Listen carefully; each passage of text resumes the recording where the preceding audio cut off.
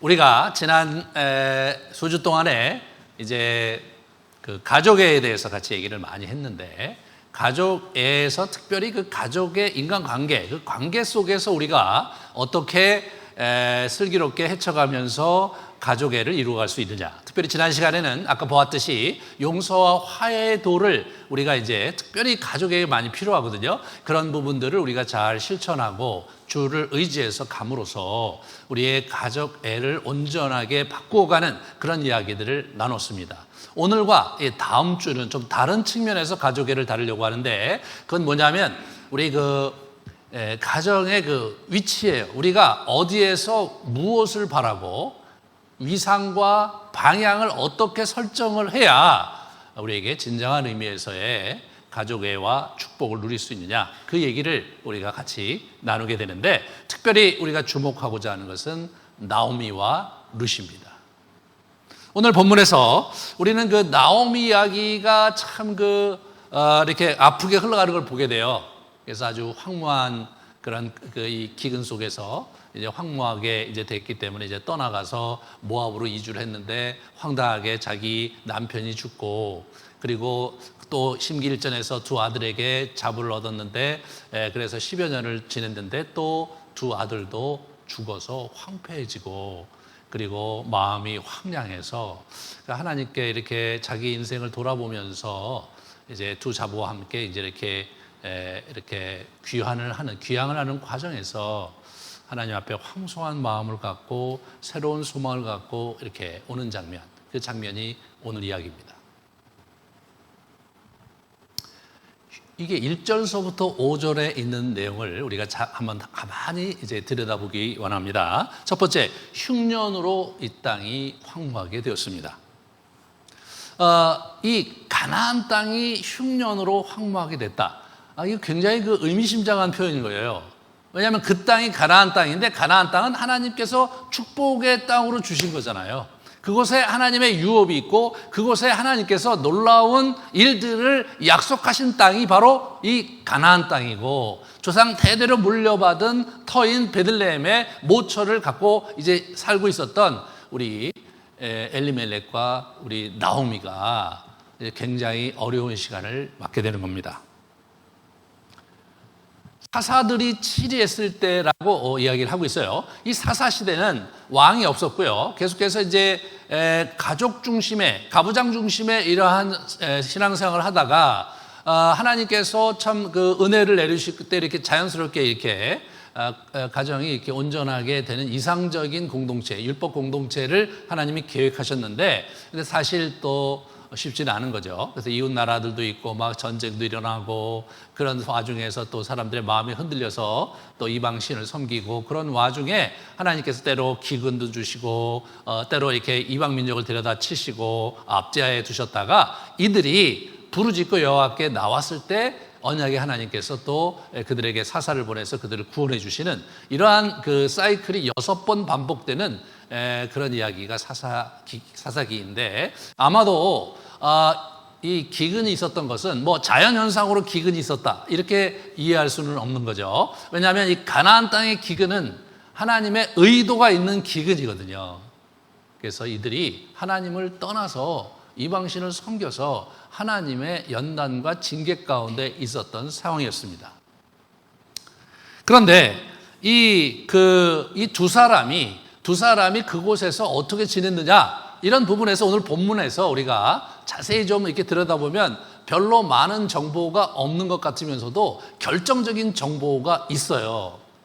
있단 말이에요. 그러니까 오늘 본문 자체를 우리가 이렇게 보면서 1절부터 이렇게 앞부분을 이렇게 우리가 쭉 보면은 5절까지 보면은 아주 단순하게 기록된 것 같지만, 이것이 여호수아서, 사사기, 그리고 이제 사무엘 상하를 같이 전체를 연결시켜서 이거를 이제 읽고 묵상을 해보면 이 행간에 굉장히 깊은 메시지가 있어요. 이들이 그런 환경 속에서 무슨 생각을 했는가를 엿볼 수 있는 장면은 그 이름입니다. 엘리멜렉은요, 나의 하나님은 왕이시다, 그런 이름이에요. 엘리멜렉의 부모님이 그렇게 이름을 지어주신 거죠. 나오미는 나의 기쁨이다. 그게 부모님이 딸 나오미를 낳고 너무나 기뻐서 나의 기쁨이다라고 이름을 지어줬어요. 그런데 그들에게서 난 두 아들의 이름은 좀 개의적어요. 첫 번째, 이 멜론, 병이 든 그런 뜻이에요. 기론, 쇠약함 그런 뜻이에요. 자기 애 이름이 병이듬이고 자기 애 이름을 쇠약함이라고 이렇게 이름을 지어줬어요. 그래서 어떤 학자들은 이것은 뭐 후대의 문학적 장치로 뭐 그렇게 어떤 상징적으로 준 것이다 이렇게 얘기를 하지만, 그러나 성경의 몇 군데를 보면 그 자기 아들의 이름을 자기들이 갖고 있는 심사를 투영하는, 어려움을 투사하는 형태의 이름을 지어준 경우들이 종종 있거든요. 우리가 지지난 주에 우리 정쌤이 같이 나눴던 본문에서도 보면 우리 야곱의 두 아내가 이름을 지어주는데 이름이 참 사실 어려워요. 뭐 다툼, 분쟁, 이겼다. 그리고 뭐 요새 갖고는 하나 더, 이름이 하나 더, one more 이렇게 되거든요. 그러니까 그들의 자녀의 좋은 이름을 주고 그들을 축복하고 그런 분위기가 전혀 아닌 거예요. 사실 유교 전통 가운데 있는 저와 여러분에게 있어서는 이름이 그렇게 뭐 부모들이 그렇게 이상한 이름을 져주고 그러지는 않는 게 일반적이죠. 하지만 이 이스라엘은 좀 그렇지 않았어요. 때로 이게 이제 이렇게 영적으로 굉장히 퇴락했을 때 사실은 이름을 굉장히 주관적으로 자기 이름을 투사해서 짓는 경우들이 있었는데 이게 바로 그거거든요. 그러면 창세기를 읽었던 사람이 이 본문을 와서 딱 보면 뭐 느끼겠어요? 야, 이 집안꼴이 말이 아니구나. 야곱과 같이 집안꼴이 말이 아니었네. 이렇게 느끼는 거예요.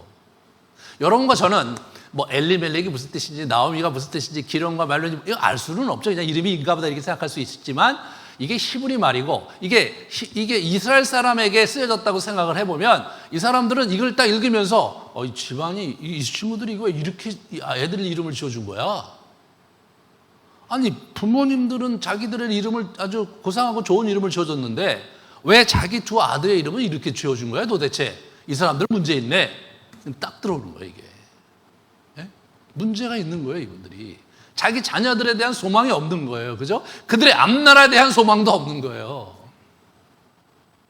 여러분, 그런 이름을 갖고 평생을 살면, 여러분, 이스라엘 나라가 이름이 얼마나 중요한 문화입니까? 하나님께서 이름도 지어주시고, 그런 문화인데 그 아이들의 이름을 그렇게 무성의하게, 그리고 또 그 부정적으로 어두운 그림자가 드려져 있는 그런 이름을 지어주고 살고 있는 부부가 있다. 그건 정상이라고 보기 어렵죠. 이분들은 그러한 영적으로 굉장히 퇴락하고 어려운 상황 속에서 그들이 신앙의 그 기치를 놓친 것 같고 그들이 뭔가 모르는 그런 어떤 침체의 구렁텅이에 쑥 빠져든 그 상황이 너무나 역력한 거예요. 근데 이들이 그 땅을 버리고 어디로 갑니까? 모압으로 가는 거예요. 그럼 우리가 여기서 생각해 볼 때 이제 이분들이 그런 모압을 가는 이유가 뭐였을까 생각해보면 기근이 임했죠. 기근이 임했으니까 먹고 살기 위해서 모압으로 간 거다. 그렇게 읽을 수 있는 본문인데, 그런데 여러분 이게 이분들이 갔다 오셔서 나중에 2장과 6장에 보면 무슨 표현이 나오냐면 기업 물을 자라는 표현이 나와요. 이분이 기업을 물기 위해서 친척 중에서 사람을 구하는 장면이 나온단 말이에요. 자, 기업을 물은다는 말이 뭐냐? 물은다. 그러니까 물른다 이거, 물른다 이거, 되산다 이거예요. 되산다 이거. 내가 팔았던 것을 물려서 되산다 이거예요. 그런데 그렇다면 이 사람들이 어떻게 된 거냐면 자기의 유업을 기업의 땅을 팔고 간 거예요. 기근이 심하니까 잠깐 내가 여기 더 이상 먹고 살 수는 없으니까 좀 먹고 살기 위해서 잠깐 기근을 피해서 외국에 가서 살다가 만약에 올 것이라면 어떻게 해야 되겠습니까? 자기 땅을 친척에게 부탁을 했겠죠. 이거 좀 잘 봐주세요. 내가 지금 어차피 기근이나 농사도 지을 수 없는데 내가 뭐 사정이 이렇게 돼서 외국에 나가서 여차여차히 지내다가 나중에 때가 되면 돌아올 텐데 그때까지 이 땅을 좀 여러분 관리해 주십시오라고 그렇게 부탁하고 갔어야죠. 그러면 이분들이 오셔갖고 어떻게 돼요? 그 땅을 다시 돌려받고 거기다가 농사를 지으면서 사시면 되는 거예요. 근데 그런 상황이 아닌 거예요. 그 얘기는 뭡니까? 이분들이 완전히 이스라엘을 포기하고 이 땅을 포기하고 완전히 그 이민 가서 살려고 작정하고 간 것이었단 말이죠. 이것이 1장부터 5장에 있는 긴장이에요. 이분들이 하나님께로부터 조상 대대로 물려받았던 유업의 땅을 포기하고 완전히 이스라엘인으로서 살기를 포기한 것 같아요. 그리고 그냥 자녀들과 함께 살 수 있는 곳으로 가서 외국에 가서 이민 가서 살려고 작심하고 떠난 그런 상황이 바로 1장부터 5장의 상황인 것이죠. 그런데 잠깐 아까 좀 말씀드렸지만 갔는데 황당하게도 아비멜렉 자기 남편이 죽어요. 왜 죽었는지 기록이 안 돼 있어요. 근데 죽었어요. 그러니까 이 여인이 어떻게 됩니까? 자기 두 아들의 그 며느리를 얻어요. 근데 그 며느리를 어느 며느리냐면 이방 여인인 모압 여인 며느리를 얻습니다. 그런데 또 죽어요. 왜 죽었는지, 병으로 죽었는지, 사고로 죽었는지, 또는 전쟁터에서 죽었는지 언급을 전혀 안 해요. 전혀 안 해요. 그런데 10년 동안 결혼 생활을 했는데 죽었는데 애가 없어요. 그러니까 이게 긴장이 있는 거예요. 이 가정의 어려움은 영적인 측면이 굉장히 강한, 또 하나님의 주권하에 문제가 있는 그런 가정이었다는 것을 우리가 알 수 있게 되는 겁니다. 엘리멜렉과 우리 그 나오미는 영적으로 굉장히 큰 어려움 속에서 신앙을 포기하고 자신들이 원하는 땅에 원하는 방식으로 원하는 그런 형태로 살아가려고 이제 떠났던 그런 가정이었던 것입니다. 그 결과 그들은 모든 것을 잃었습니다.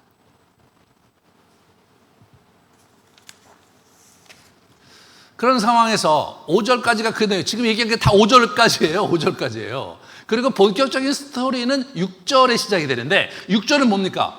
이제 돌아오려고 하는 거예요. 사실 살 길이 막막한 거예요. 고대 사회에서 이 과부는요, 거의 지금 우리로 얘기하면 홈리스와 같아요. 과부는 재산을 소유할 수가 없었어요. 또 비즈니스도 할 수 없었어요. 이분이 2장에 놓으면 이들이 뭐 하냐면 두 과부가 결국은 젊은 과부인 룻이 나가서 우리 그 이삭을 줍잖아요. 그죠? 그런 것밖에 할 수가 없었어요.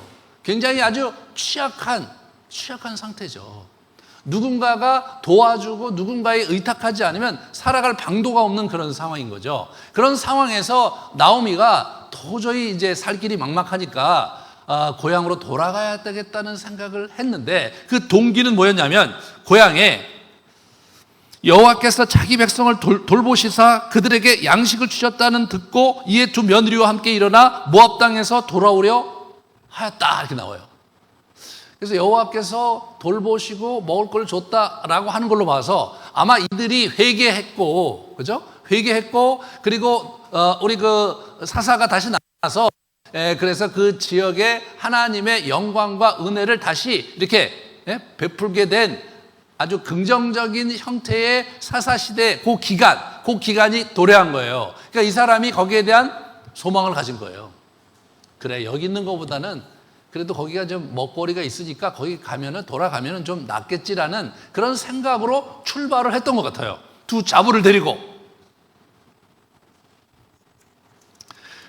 그런데 그 돌아가는 과정에서 7절에 보면 길을 가다가 이분이 생각을 바꾸세요. 8절에 보시면 너희는 각기 너희 어머니의 집으로 돌아가라. 너희가 죽은 자들과 나를 선대한 것 같이 여호와께서 너희를 선대하시기를 원하며 이렇게 얘기를 합니다. 나오미가 문득 그런 생각을 한 거예요. 이 두 친구들을 데려가는 게 지금 적절치 않다. 이 두 친구들을 집으로 돌려보내야 되겠다. 그렇게 생각을 한 거예요. 실제로요, 고대 사회에서 결혼을 할 때, 특히 이쪽 지역에서 결혼을 하면 결혼 지참금을 이제 그 신랑 측에서 지참금을 주는 거예요. 그럼 그 지참금을 이제 그 친정 아버지가 그걸 갖고 이제 그걸로 이제 보관을 하고 있는데, 그 어떤 의미냐면, 만약에 자기 딸을 시집을 보냈는데 아기를 못 낳는다든가, 또는 여러 가지 재앙 속과 여러 가지 살다 보면 여러 우여곡절 속에 다시 돌아와야 될 경우가 있잖아요, 딸이. 그럼 또 돌아오게 되면 그 딸을 부양을 해야 돼. 부양 책임을 누가 있냐면 그 친정 아버지가 있단 말이에요. 그 부양할 돈을 미리 주는 그런 의미가 컸다고 그래요.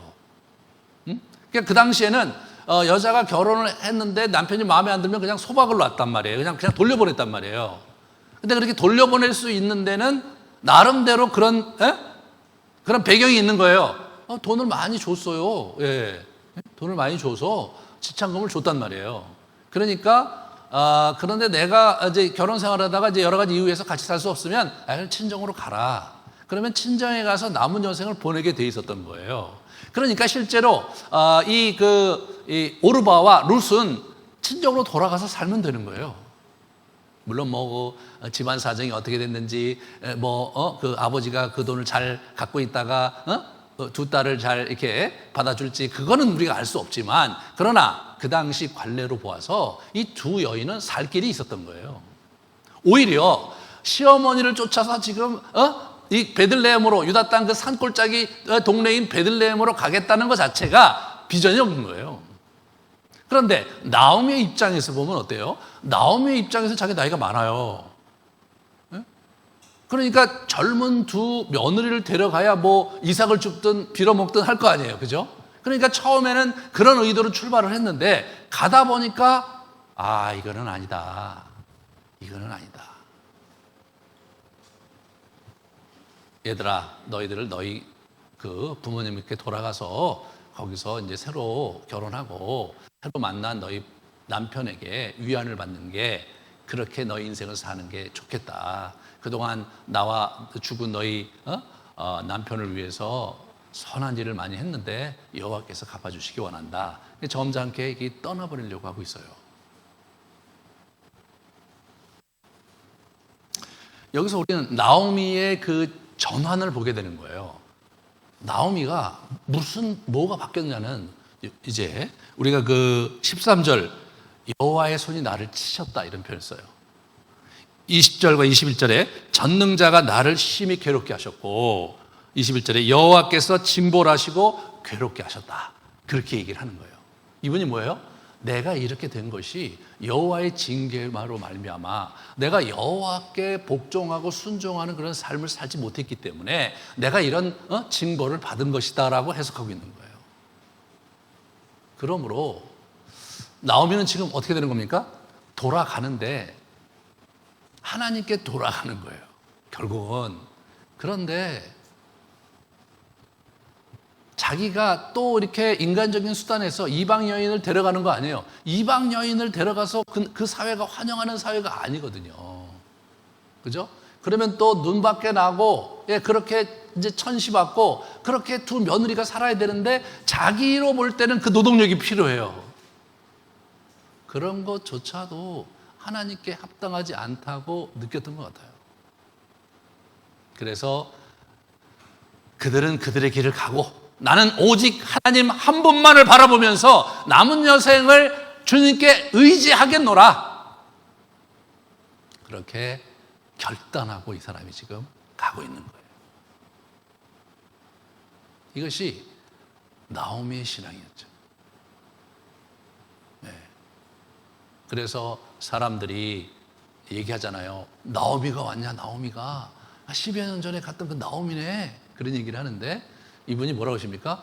그래, 내가 고생하다가 내 남편도 죽고 애들도 죽고 어떻게 할 수가 없어서 고향 땅이 그래도 그나마 기댈 언덕이니까 왔으니까 좀 잘 좀 봐줘. 이렇게 얘기한 게 아니에요. 어떻게 얘기합니까?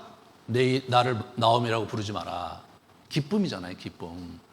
나는 나오미가 아니다, 마라다. 하나님께서 나를 마라로 만드셨다. 이게 쓰다, 슬프다 그런 뜻이거든요.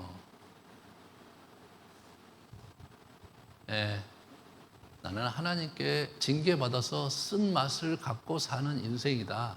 나는 기쁨하고는 거리가 먼 그런 슬픔의 사람이 되어서 돌아왔다. 나를 기쁨이라고 부르지 마라. 그렇게 얘기하는 거예요. 그러니까 이분의 생각이 그렇게 정리가 된 거예요.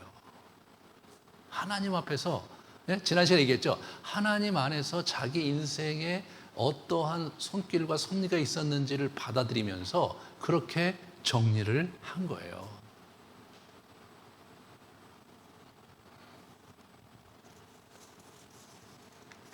그런 장면에 새로운 이슈가 떠오르는 거예요.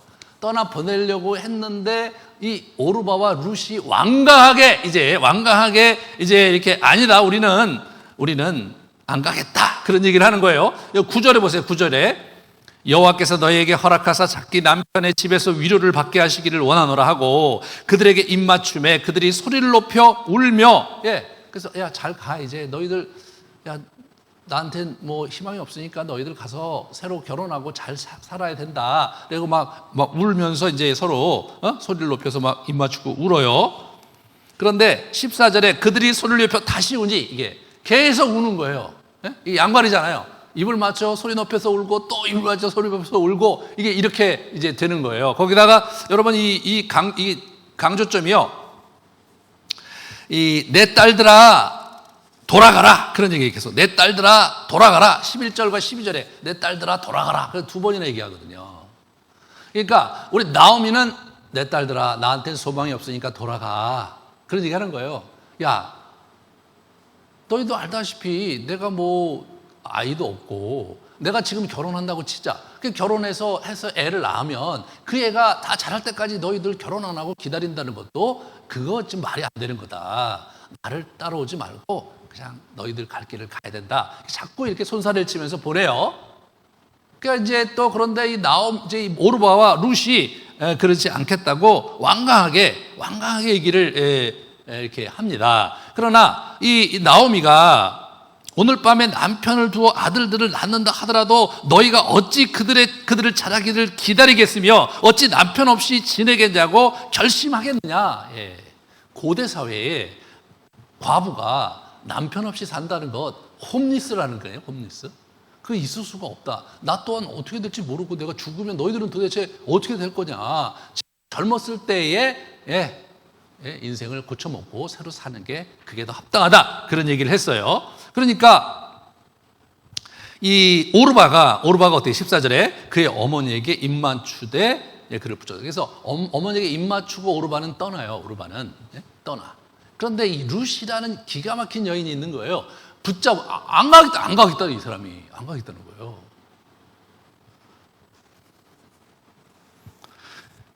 자, 우리 15절서부터 18절을 아주 굉장히 중요한 룻의 고백이 나오거든요. 같이 한번 보도록 하겠습니다. 룻이 이르되 돌아가라, 강권하지 마옵소서. 어머니께서 가시는 곳에 나도 가고 어머니께서 머무르신 곳에 나도 머물겠나이다. 어머니의 백성이 나의 백성이 되고 어머니의 하나님이 나의 하나님이 되시리니 어머니께서 죽으시는 곳에서 나도 죽어 거기 묻힐 것이라, 이렇게 얘기를 하는 거죠. 그러니까 완전히 어머니에게 자기가 인생을 거는 거예요, 지금. 어머니 가는 곳에 나도 가고 머무는 곳에 나도 머물고 어머니 백성이 나의 백성이 되고 어머니 하나님이 나의 하나님이 될 겁니다. 어머니 죽는 곳에 나도 같이 죽을 겁니다. 이런 얘기를 이분이 이제 하시는 거죠. 아주 비장하지 않습니까, 이 여자가? 굉장히 비장해요. 거기서도 끝나지 않아요. 어머니를 떠나면, 내가 죽는 일 외에 어머니를 떠나면 여호와께서 내게 벌을 내리시고 더 내리시기를 원한다라고 저주를 해, 자기를 저주의 맹세를 하는 거예요. 내가 이 말을 지키지 못하면 여호와의 저주가 나에게 임할 것이다 라고 얘기하니까 이제 나오미가 더 이상 거기에 대해서 얘기를 이제 못하는 거죠. 이 룻이라는 여자가 이게 참 특별한 여자죠. 아니, 어떻게 저런 생각을 하냐 말이에요. 어떻게 저런 생각을 하냐. 그래서 이제 일반적으로 이렇게 인터넷에 보면 이제 한국에 이제 이렇게 설교분들 이렇게 보면 효심이 기뻤던 우리 룻에 대해서 나와요. 그럼 룻은 효심이 기뻤고 오르바는 효심이 깊지 않은 겁니까? 이거는 효심하고 좀 다른 컬러인 거예요. 다른 색깔인 거예요. 그러니까 이게 지금 효심의 문제를 떠나서 이 사람이 뭘 한 거냐면 신앙 고백을 하고 있는 거예요, 지금. 모압에서 섬기는 자기 민족신을 포기하고 나는 이스라엘에서 섬기는 여호와를 섬기겠다고 결심한 거예요. 실제로 뭐 그쪽 신은 형편없었거든요. 뭐 자기 자식을 불살라 바치고, 그리고 그냥 굉장히 아주 난잡한 그런 제의를 갖고, 뭐 그렇다고 해서 뭐 이렇게 윤리적이거나 도덕적이 절대 그러지 않았어요. 그때 모압 암몬이. 하지만 상대적으로 이스라엘의 율법은 아주 견고하고, 그리고 원칙적이고, 그리고 가족 중심적이면서 사랑과 애정이 있는 그런 질서가 있는 도였거든요. 이 부분에 이 룻이 반항한 것이라고 볼 수 있어요. 룻은 하나님을 선택한 거예요. 그래서 우리가 나오미를 가만히 보면 저 사람이 덕이 있었던 것 같아요. 저 두 자부가 그렇게 하는 걸 굉장히 덕이 있었던 것 같아요. 저 여자가.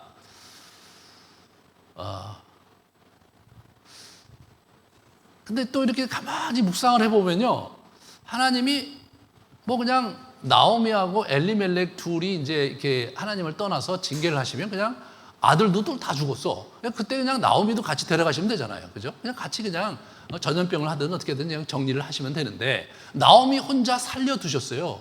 그게 참 여기 생각을 해보세요. 그 여인을 살려두셨어요. 그 여인을 살려둔 게 무슨 의미가 있는 겁니까, 여러분? 하나님이 뭔가 뜻이 있는 거죠. 네? 우리가 우리의 인생이 망가지고 무너지고 뭐 엄청나게 어려운 상황에 있어서도 뭔가 내게 뜻이 있다면 나에게 기회를 주고, 나에게 의욕을 주고, 나에게 소망을 주시는 분이시거든요, 이게.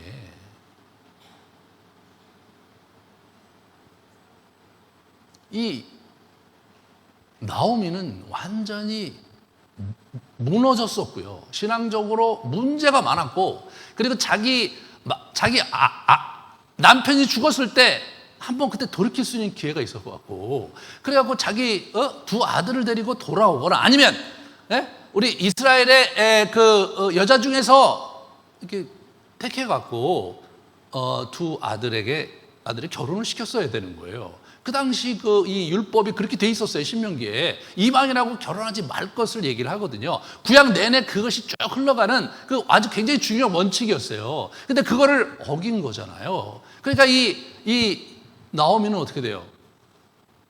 신앙적으로 완전히 흔들렸을 뿐 아니라 완전히 무너졌고, 그리고 그냥 적당히 세속적으로 살아가는 그런 여자 중에 한 사람이었던 거예요. 결국 어떻게 됐냐? 모든 것이 다 무너진 거죠.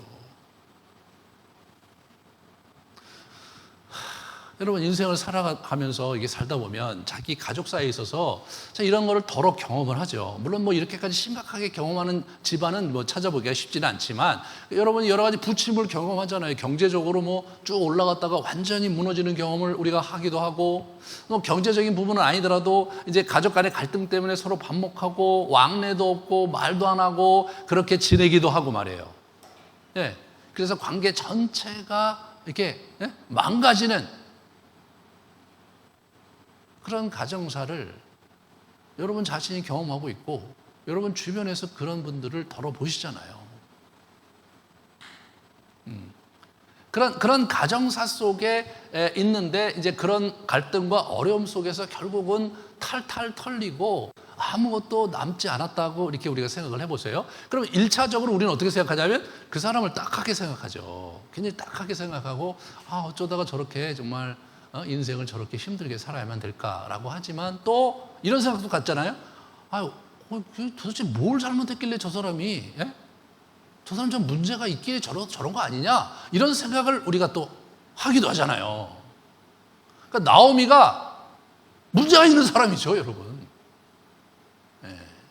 신앙적으로 자기 남편과 함께 그 신앙을 떠났을 때 이제 그때 알아차리고 돌아와서 자기 두 아들과 함께 다시 새로 시작하든가, 아니면 결혼 자체를 이스라엘 사람하고 시켜서 두 아들들이 나중에 먼 미래를 기약할 수 있는 형태로 데려가든가 뭐 했어야 되는데, 나오미는 그 어떤 것도 하지 않은 채 10여 년을 그냥 뭉개고 살다가 모든 것을 잃어버린 어리석기 짝이 없고 미련하기 짝이 없는 여자, 그 나오미예요. 그 나오미예요.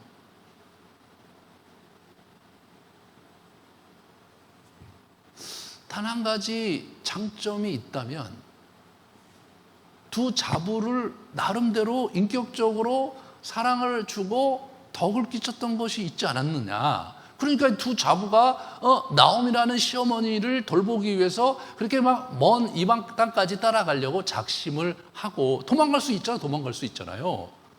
그런 걸로 봐서는 이 여인이 뭔가 그런 인간적인 덕목은 있었던 그런 사람 아니었을까.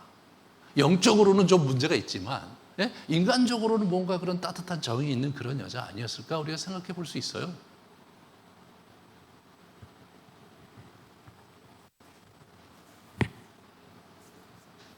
여기서 이 나오미의 결단을 잘 보셔야 돼요.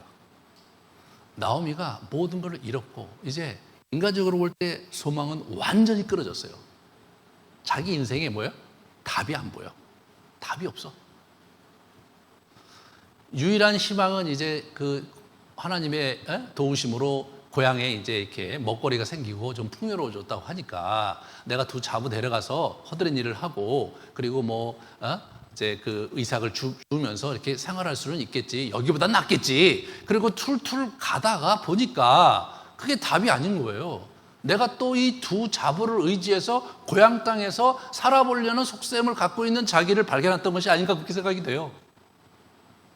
결국 내 인생을 이렇게 망가뜨리신 분이 하나님이시고 그분께서 모진 연단을 통해서 나를 이렇게 만드셨다면 내 답은 하나님께 있는 거 아니냐. 하나님이 망가뜨리셨다면 내가 하나님께 회개한다면 그 하나님이 다시 내 인생에 기회를 주실 수 있는 분 아니냐라는 일말의 소망과 믿음을 가지고 오면서 중간에 결단을 한 것 같아요. 모든 것을 내려놓겠다. 두 자부도 내가 내려놓겠다.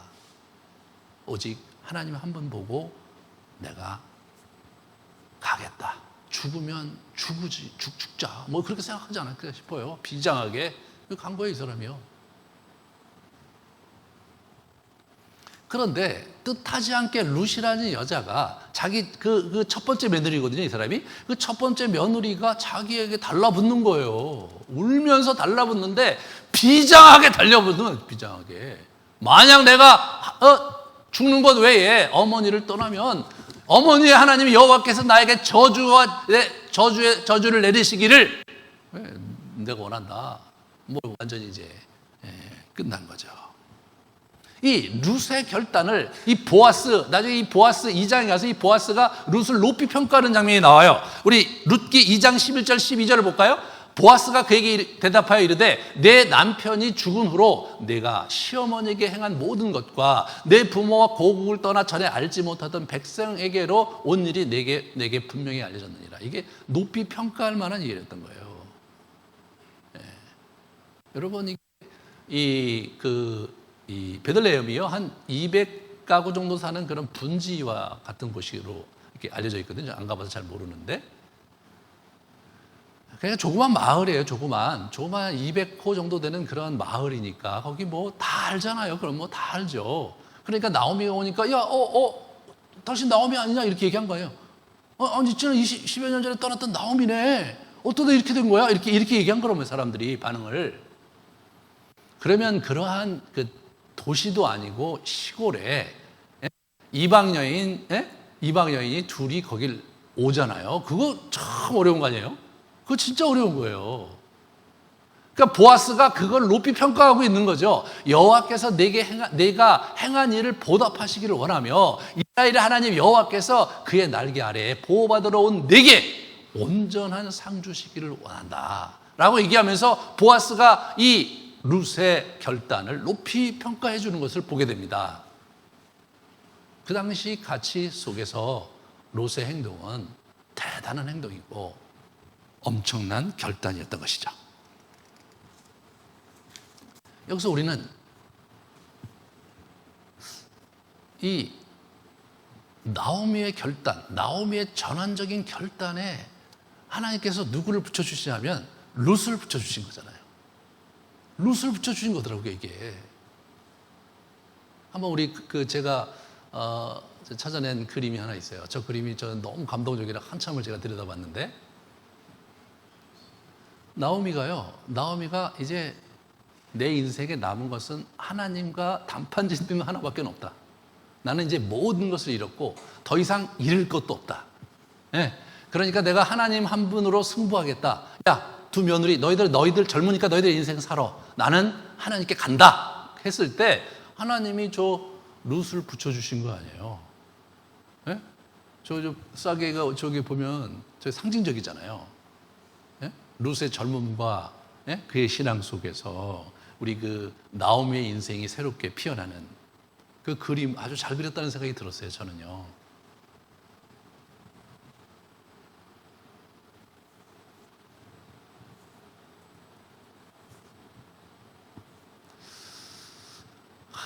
영적으로 피폐하고 경제적으로 완전히 피폐해서 길을 잃었던 나오미가 결국 다시 시작합니다.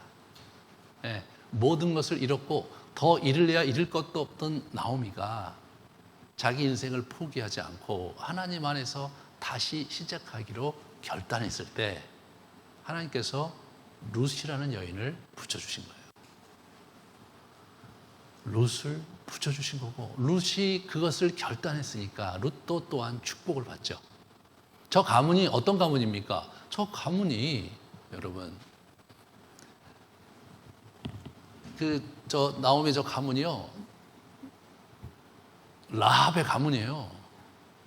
예? 라합 기생 라합. 예, 그 피가 흐르는 가문이에요. 그리고 룻이 들어왔잖아요. 모압 여인. 저 후손의 증손자가 누구냐? 그 다윗 왕이에요.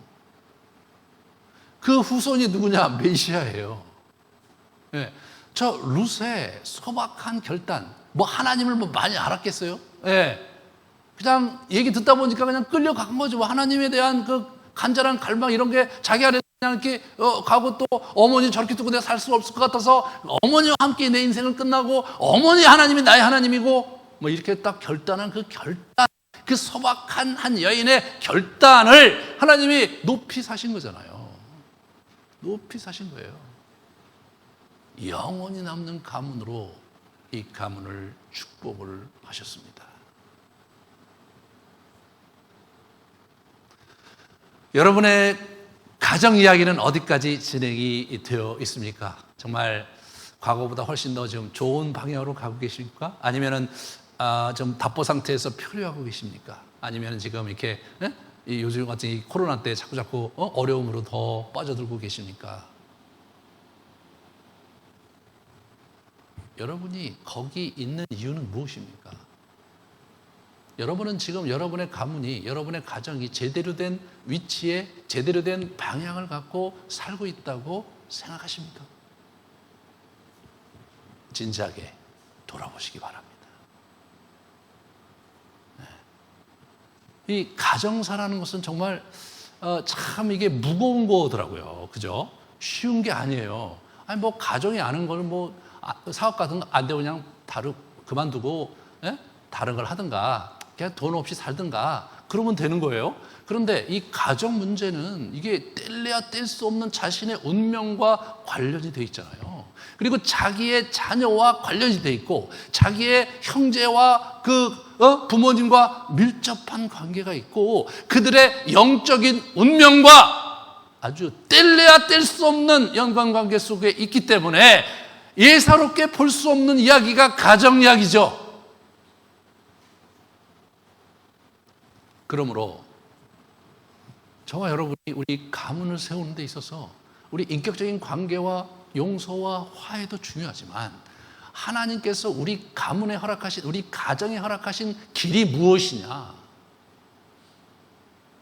나는 도대체 우리 아이들과 내 배우자와 함께 어디로 가야 되는 것이냐? 나는 아름드리 교회에 제대로 있고 있는 것이냐? 와야 될 자리에 앉아 있는 것이냐? 그런 진지한 질문을 여러분 스스로에게 던지셔야 돼요. 하나님께서 여러분에게 주실 축복은 우리가 그분께 복종하고 그분께 가까이 갈 때 그분이 우리에게 축복을 주시는 것이 성경의 진리고 약속입니다. 복종하는 자에게 순종하는 자에게 복을 주시는 거예요. 성경 전체의 주제예요. 그러므로 저와 여러분이 뭐 하나님께 때로 불평을 할 수도 있고 불만이 있을 수도 있고, 그렇죠. 저도 그런 세월이 있었으니까. 그래봐야 세월 낭비입니다. 그래봐야 나오미처럼 빈털털이 되기 쉬워요. 우리가 다음 시간에 어떻게 저 빈털털이 빈손으로 오게 된 나오미에게 룻을 통해서 가문을 세워주시는지 같이 나누면서 이야기를 계속하게 될 것입니다. 오늘 이 시간은 나오미와 같은 그러한 결단을 여러분이 하시기를 제가 간곡히 요청을 드립니다. 여러분의 집이 어디에 있고 또 얼마나 또 뭐 힘든 가운데 있는지 저는 알 수 없지만 괜찮습니다. 어떤 상황에 있든 어디에 있든 괜찮습니다. 나오미처럼 새로 시작하면 되는 겁니다. 하나님께서 원하시는 자리에 하나님께서 원하시는 방향으로 나와 내 가정을 이끌어 가겠다는 결단이 여러분에게 있다면 나오미에게 룻에게 함께 하셨던 그 축복을 지금도 우리에게 신실하게 주실 분이 여호와 하나님이시고 예수 그리스도이심을 믿으시기 바랍니다. 우리 같이 기도하시겠습니다.